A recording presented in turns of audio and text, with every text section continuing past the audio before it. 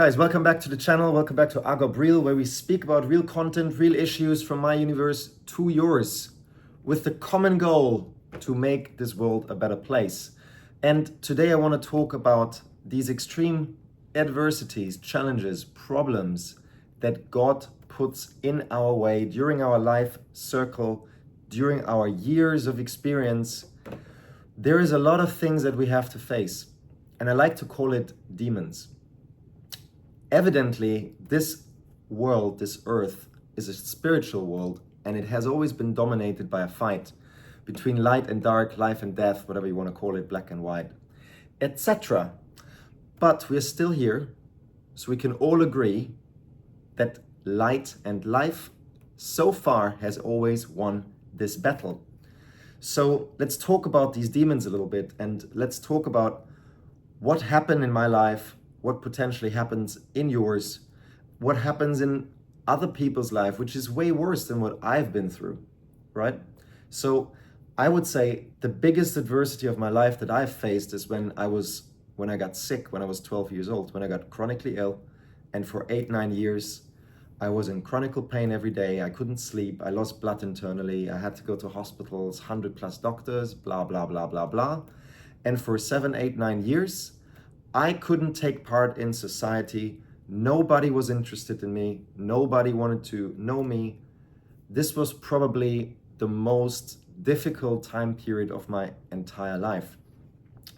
But there we go. So that was a huge demon that I had to face. That was a huge demon to fight, a huge battle. And it took me nearly 9 years. 9 years. And I was a teenager.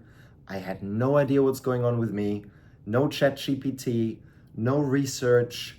My parents tried their best, but it's just school medicine and nothing helped, right? So what did help at the end is that I moved out of my parents' home. I changed to 1 meal a day because I had no food to eat. My entire environment changed. I got 5 jobs and I started a business. And while starting that business, I had a mentor who believed and loved me, who believed in me and loved me and lifted me up. And he didn't care about my health issues, etc. And then definitely also my first girlfriend that accepted me as I am, and specifically her parents who accepted me as I was. They gave me purpose. I actually started working for them. This is truly what healed me. So I was in a situation of oppression, and to get out of that oppression, I simply had to change things. When I was 12 or 13, 14 years old, I didn't have that ability. But when I was 18 years old, I had a driving license. I went to do my motorcycle driving license because I couldn't afford a car. I couldn't fuel a car. So I had to get a motorcycle, 2 wheels, even faster, even better. True freedom at the time. So I was also delivering pizzas and shit. Like I've been doing lots of work, right? My first 5 jobs was working basically in mobile nightclubs.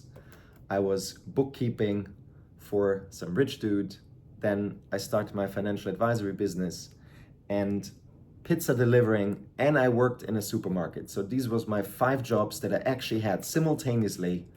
And I did generate 2,000-3,000 euros a month at the time. Plus my parents did support me paying rent, but that was all they did: education, rent, yada yada, food, etc. I had to look out for myself completely. So, but after a year or so, my business took off, and I quit the university, and I just focused on the work. And that was my true purpose. I did find purpose.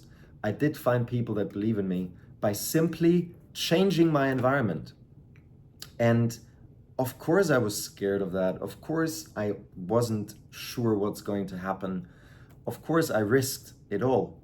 I risked my life. I risked everything multiple times. I mean, driving a motorcycle for 150,000 kilometers over 3 years. I had multiple accidents, and multiple times I almost died on that thing. That's why I stopped riding it, because it's simply unpredictable. What's gonna happen that day to you? No thanks. These days my life is well too good to just faded away for a little bit of fun on a motorcycle. But this is just one example. Another example is when you start a business, it can monumentally fail at any time, or a relationship. You go into a relationship and you fall in love and yada, yada, yada, yada, yada. Yes, everything is bloomy and flowery and beautiful and pink the first couple of months, the first couple of years, until it's not. And this is what you need to understand. There is no light without dark. There's always demons waiting around the corner to try and fuck you up. But you need to believe that we're here for hundreds of thousands of years. You need to remember that. Actually, you can't lose. Because look around you. Look what we've built. We have always won. The majority has won. So how can you monumentally win? You just have to face the demons.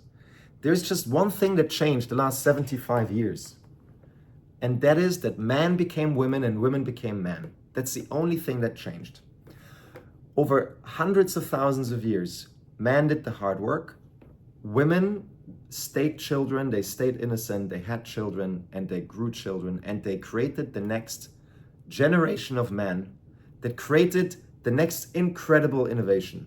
So men have an important role to protect the current life and innovate and hard work and give their lives. And women are the future innovation, the future protection of, and the future life, right? So men are basically the present, women are the future. And right now, the last 75 to 100 years, we live in this really strange experiment where this is all mixed up. And I mean, there is examples in history where this happened before, and every society, like the Roman Empire, when they started talking about genders and this and that, well, look what happened to them. Rome isn't that great after all, 2,000 years later, is it? Right?